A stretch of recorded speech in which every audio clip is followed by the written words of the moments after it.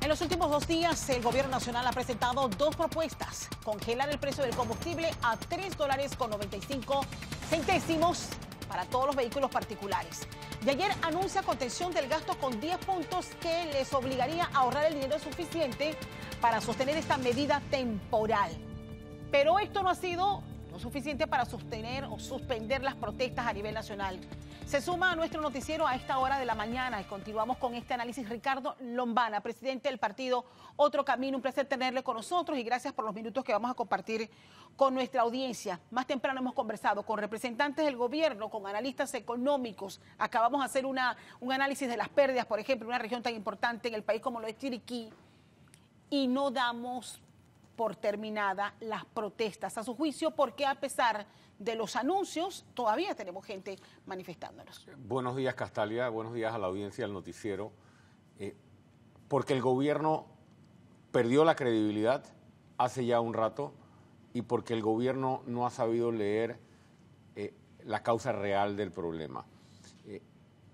Ante la ausencia del presidente, que ha sido la tónica de esta administración, una presidencia ausente, sin liderazgo, sin toma de decisiones, ante una incomodidad social y unas necesidades urgentes, se venían exigiendo desde hace ya un tiempo varios puntos que tenían que ver con el congelamiento del precio, que tenían que ver con la contención del gasto, que tenían que ver con los despilfarros y el mal manejo de fondos públicos, el alto costo de la vida. La guerra empezó en febrero. Esto era completamente previsible y se venía advirtiendo. Y la gota que derramó el vaso fueron tal vez los eventos en la Asamblea Nacional, la celebración aquella que se dio. Y el gobierno, a través del presidente de la República, luego de una ausencia de 4 días, porque las protestas empezaron antes, sale con un anuncio que deja claro que no se ha entendido ni se entendió el fondo del problema. El congelamiento del precio del combustible o el precio del combustible y el costo de los alimentos fue solo tal vez el disparador de la protesta, pero el problema de fondo es que el pueblo se siente burlado, porque la población ha visto la tónica de este gobierno durante la pandemia, que ha sido el endeudamiento multimillonario, principalmente para mantener un aparato político clientelista, para inflar planillas, para contratos innecesarios, para pagar sobreprecios, para escándalos de corrupción. Todo lo hemos visto. Y simplemente el no saber leer, que eso es lo que tiene molesto a la gente, porque hay necesidad, la gente no tiene para poner la paila y el gobierno sigue despilfarrando fondos. Ante el anuncio se quedan muy cortos. Me parece, uno, que no supieron leer ni saben leer el problema real y no están entendiendo a la población.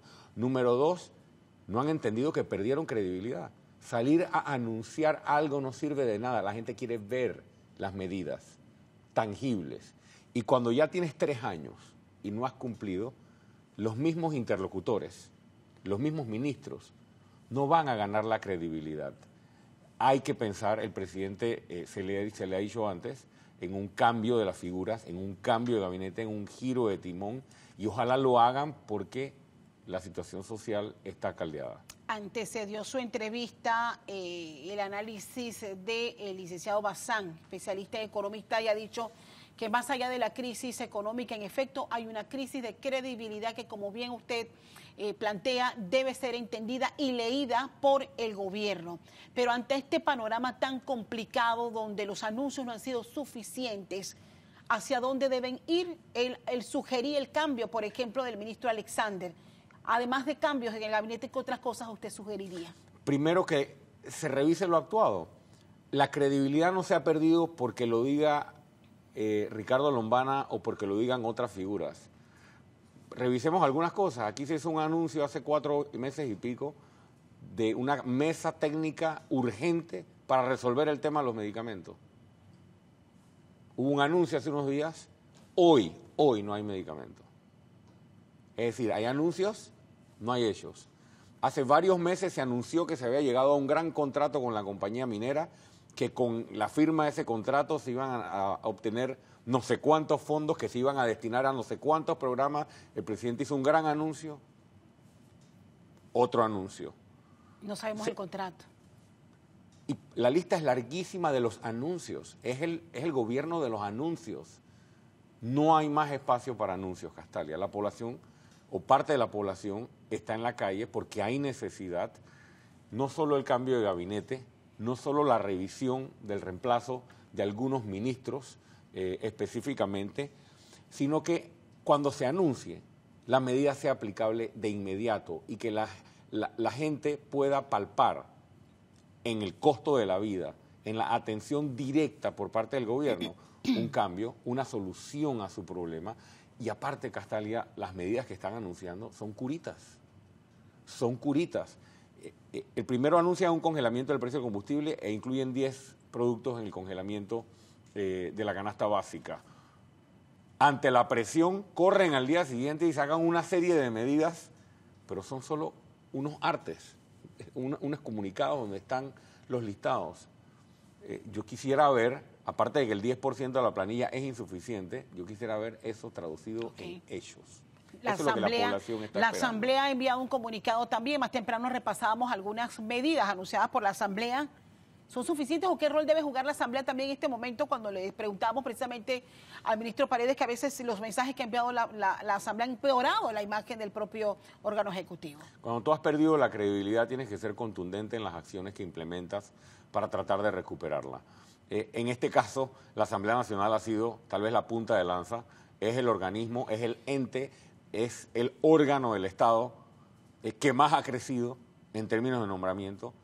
Aquí no ha crecido, como lo dije en campaña, porque se advertía en campaña que esto era lo que iban a hacer si ganaban las elecciones, porque gobiernan solo para ellos y para un grupo. Bueno, hay que revisar la planilla de la Asamblea. Todo ese crecimiento que han tenido de nombramientos, ¿qué hace toda esa gente? ¿Cuánto ganan esos funcionarios que están designados? ¿Qué beneficio le trae al país en funciones y en resultados? La Asamblea Nacional no solo tiene que reducirse viáticos, no solo tiene que reducirse gasolina, no solo tiene que reducirse su propio presupuesto. Yo vi que se reunieron los diputados de varias bancadas en estos días para buscar soluciones. Yo proponía en ese momento, bueno, de una reunión entre diputados de distintas bancadas debería salir un acuerdo para la reducción precisamente del presupuesto o de los gastos que tiene la Asamblea Nacional. Bueno, en este momento la situación es muy compleja, no sabemos que hay propuestas, pero no sabemos quién las avala y quién las recibe y quién ahora lidera las movilizaciones. Porque si bien es cierto, iniciaron los docentes en la provincia de Veraguas, pero a lo largo de la semana, y hoy se cumplen ya 10 días, muchos sectores se han sumado. Hoy se suma el Sindicato Único de Trabajadores de la Construcción. ¿Hacia dónde debe enfocar el gobierno esa negociación para dar por terminada la crisis social que estamos viviendo? Castalia, no solo no está claro quiénes son los interlocutores de parte de los grupos que están protestando, sino que también hay mucha duda con respecto a quién está liderando este gobierno. Esto es parte y parte, y hay que ser muy responsable cuando se dice esto. El presidente Cortizo o el vicepresidente de la República, al menos, deberían estar al frente. Este asunto es muy grave. Es muy grave como para mandar a otros interlocutores. Hay que sentarse en la mesa a lograr un acuerdo que saque a la gente de las calles. Bueno, el presidente no estaba, el presidente acaba de llegar y yo no estoy excusando ni tengo por qué defender al gobierno. Pero ahora sí está. ¿Pero por qué no lo hizo el vicepresidente también? Bueno, esa pregunta hay que hacérsela tanto al señor Cortizo como al señor Carrizo. Fue irresponsable estar ausente por parte del vicepresidente de la República durante la ausencia del presidente cuando el país estaba empezando a arder en protestas. Pero eso ya pasó. Hoy están ambos aquí. ¿Quiénes están representando al gobierno en esta negociación? La protesta es legítima. Sí, que hay otros pescando en río revuelto, que hay personas que quieren imponer agendas de otro tipo, eso siempre pasa. Pero la protesta general que se ha canalizado o a través de la cual se ha canalizado la molestia de los panameños es legítima. Ya está bueno. Pero es que el reloj está corriendo, acabamos de hacer un balance de lo que está pasando solamente en Chiriquí. Hay pérdidas por alrededor de 100 millones de dólares, dicen cifras extraoficiales. Tenemos gente varada en 5 puntos de cierre en la carretera.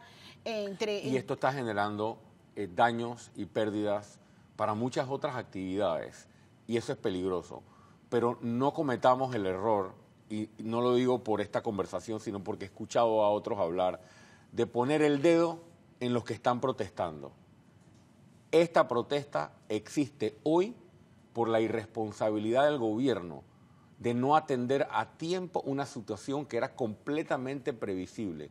Castalia, desde la pandemia, y ustedes me entrevistaron varias veces, a mí y a otros, se advertía cuando se pedían préstamos millonarios solamente para dedicarlos al mantenimiento y crecimiento de planilla, que cómo era posible que siguieran abultando, que cómo era posible que en medio de la pandemia siguieran pagando sobreprecios.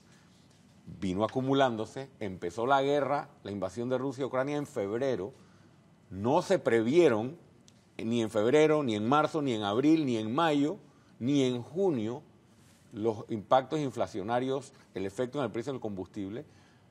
Es muy fácil ahora decir que la culpa es de los que cierran la calle.